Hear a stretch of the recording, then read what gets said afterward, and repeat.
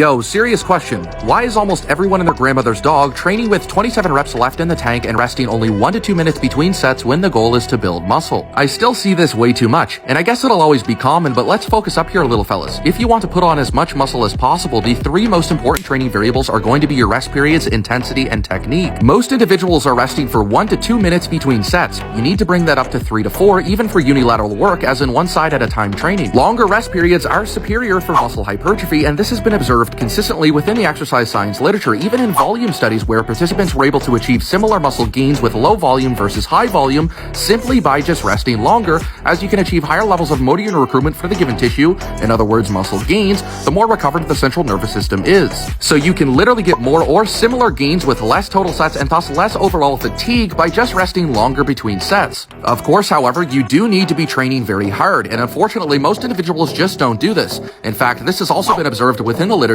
Researchers found that most trainees are very poor when it comes to gauging relative intensity. In other words, most people stop their set extremely far away from failure because they think they are already at it. You don't even need research for this either. Just take a quick look around the gym. Intensity is key, as the closer you train to failure, the more muscle gains you will procure due to more fibers experiencing mechanical tension. Again, this is also backed up by a recent meta-analysis by Robinson and colleagues. And lastly, your technique needs to be spot on as well. If you blast through the eccentric or allow form breakdown near the end of the set to occur, which happens to be the most important part of the set, other acting tissue will become involved and thus take tension off the target tissue and result in less recruitment for it. So be sure to train with intent. The weight you use does not matter outside of progressive overload. Slow the eccentric down, pause in the stretch position to standardize technique, and avoid form breakdown. The goal should be to use the least load for the most stimulus possible, purposely make the exercise difficult. Volume is determined by how well you're training, in other words, how stimulative it is. Do these things first, then worry about volume after. So I do hope that helps, and as always, make sure you like and follow for more productive training.